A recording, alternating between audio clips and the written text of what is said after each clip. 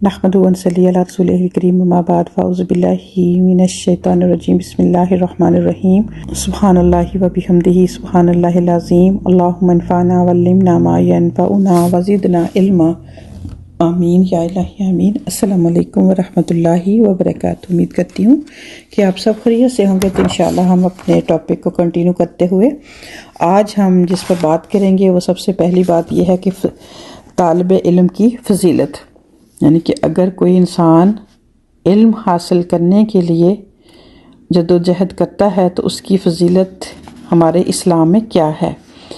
इस हदीस में नबी पाक सल्लल्लाहु अलैहि वसल्लम ने हुसूल इल्म की फ़जीलत भी बयान फरमाई थी ना, जब हमने उसको पढ़ा था हदीस को पहले लेक्चर में। इस्लाम से कबल अरब माशरे पर जहालत की तारीकी छाई हुई थी ना। वो लोग तालीम और से यकसर बेगाना थे, यानी कि उनको कोई शऊर नहीं था। आफ्ताब इस्लाम तुलू हुआ तो उसकी अव्वलीन शुआओं जो ने बे इल्मी, यानी कि जो ना जानने का अंधेरा था, उसको ख़त्म कर दिया। नबी पाक सल्लल्लाहु अलैहि वसल्लम पर उतरने वाली सबसे पहली वही के अल्फाज ही यही थे, इक़रा बिस्मि रब्बिकल्लज़ी खलक़, पढ़ अपने रब के नाम से जिसने तुम्हें पैदा किया।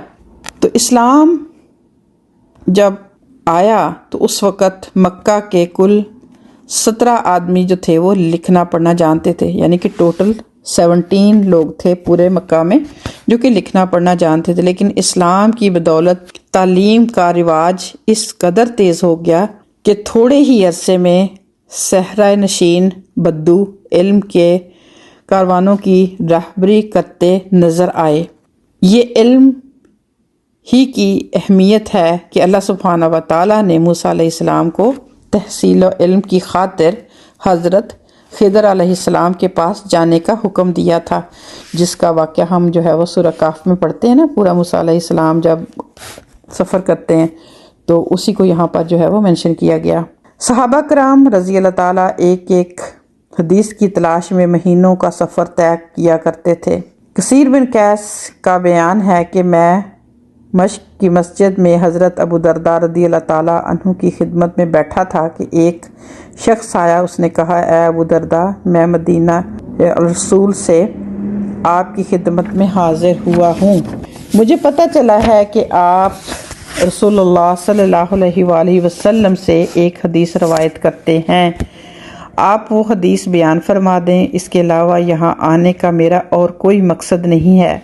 ये सुनकर हज़रत अबू दरदा रज़ी अल्लाह ताला अन्हु ने फरमाया कि मैंने रसूलुल्लाह सल्लल्लाहु अलैहि वसल्लम से सुना है कि आप फरमाते थे कि जो शख्स तलब इल्म की खातिर सफ़र तय करे उसके बदले में अल्लाह सुब्हाना ताला उसे जन्नत के रास्ते पर चलाएगा, और फरिश्ते तालिब इल्म के एहतराम में अपने परों को झुका देते हैं।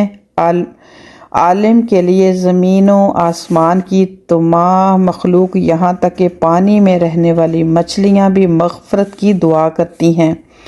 एक आलिम को आबिद पर इस तरह फजीलत हासिल है जैसे 14वीं रात के चाँद को बाकी सितारों पर। बेशक उलमा ही अम्बिया कराम के वारिस हैं।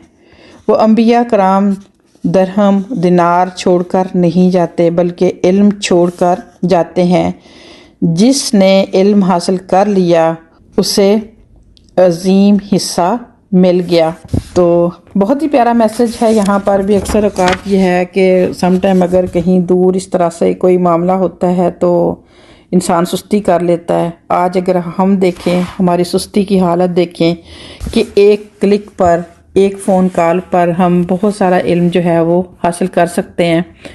लेकिन क्या है कि इल्म तो आम हो गया है, लेकिन उसकी जो तलब थी वो कम हो गई है। अभी हमने जो वाक़या पढ़ा उसमें देखें कि सिर्फ एक हदीस को पढ़ने के लिए, सुनने के लिए, सीखने के लिए कितना ज़्यादा सहाबा कराम रज़ी अल्लाह ताला अजमाइन जो थे वो सफ़र किया करते थे। मुश्किलात, और सफ़र भी ऐसे थे कि ये नहीं कि आजकल इतनी सहूलत है, गाड़ियाँ हैं, सब कुछ है, रोड कैसे बन गए हैं, लेकिन उस वक़्त क्या था, ऊँटों पर सफ़र। फिर इसी तरह जगह जगह रेस्टोरेंट नहीं हुआ करते थे कि जहाँ से दिल चाहा खाने को ले लिया। सम टाइम खजूरों से ही कई कई दिन, हफ्ते जो थे खजूरों से गुजारा, या कोई और चीज़ इस तरह से। तो फिर भी क्या था कि वो इल्म हासिल करने के लिए कभी भी वो सुस्ती नहीं करते थे। کیونکہ ان کو اس کی اہمیت جو تھی وہ سمجھ آ گئی تھی۔ تو اللہ سبحانہ و تعالی ہمیں بھی اس طرح مزید جو ہے وہ علم حاصل کر کے آگے پہنچانے کی، کیونکہ دیکھیں انبیاء کرام کا سلسلہ تو بند ہو گیا، نبی پاک صلی اللہ علیہ وسلم آخری نبی تھے، اس کے بعد یہ ذمہ داری جو ہے، یہ ڈیوٹی جو ہے وہ کس کی ہے؟ امت مسلمہ کی ہے۔ تو جب امت مسلمہ خود ہی ڈاواڈول ہوگی، خود ہی حاصل نہیں علم کرے گی تو وہ آگے کیا پہنچائے گی؟ تو جتنا بھی کسی کی، یہ نہیں کہ ہر کوئی یہ چاہتا ہے کہ پتہ نہیں میں اگر ایک پورا عالم بن جاؤں گا یا عالمہ بن جاؤں گی تو پھر ہی میرا آگے جا کے پہنچانے والا سلسلہ میں شروع کر سکوں۔ جتنی آپ کے اندر وسعت ہے اتنا سیکھیں، چاہے کسی کو ایک آیت ہی سیکھ کے سکھا دیں تو آپ نے اپنا حصہ ڈال دیا۔ تو آگے پھر دیکھتے ہیں کہ نبی پاک صلی اللہ علیہ وسلم نے اجتماعی طور پر تلاوت قرآن کی فضیلت بھی بیان کرتے ہوئے فرمایا کہ کچھ لوگ اللہ سبحانہ تعالیٰ کے گھر میں کتاب اللہ کی تلاوت اور تعلیم کے لیے جمع ہوں تو ان پر جو ہے وہ سکینت نازل ہو جاتی ہے، اللہ تعالیٰ کی رحمت انہیں ڈھانپ لیتی ہے، اللہ سبحانہ تعالیٰ کے فرشتے آ کر انہیں گھیر لیتے ہیں، اور ان لوگوں پر فخر کرتے ہوئے اللہ سبحانہ تعالیٰ ان لوگوں کا ذکر اپنے ہاں موجودہ فرشتوں میں کرتے ہیں۔ قرآن کریم کی تلاوت باعث خیر و برکت اور اجر و ثواب ہے۔ نبی پاک صلی اللہ علیہ وسلم کی ارشاد کے مطابق قرآن کریم کے ایک ایک حرف کے بدلے میں 10 نیکیاں ملتی ہیں۔ اگرچہ انفرادی طور پر گھر میں بیٹھ کر بھی قرآن حکیم پڑھنے کا ثواب ہے، لیکن مسجد میں اجتماعی طور پر قرآن کریم پڑھنے کی صورت میں ثواب اور زیادہ ہو جاتا ہے۔ مساجد میں قرآن خوانی کے حلقے قائم کرنے کے کئی فائدے ہیں۔ جو لوگ تلاوت قرآن میں جو ہے صرف سیکھنے میں غفلت کرتے ہیں انہیں احساس ہوگا کہ اس طرح وہ بھی تلاوت کرنے لگ جائیں گے۔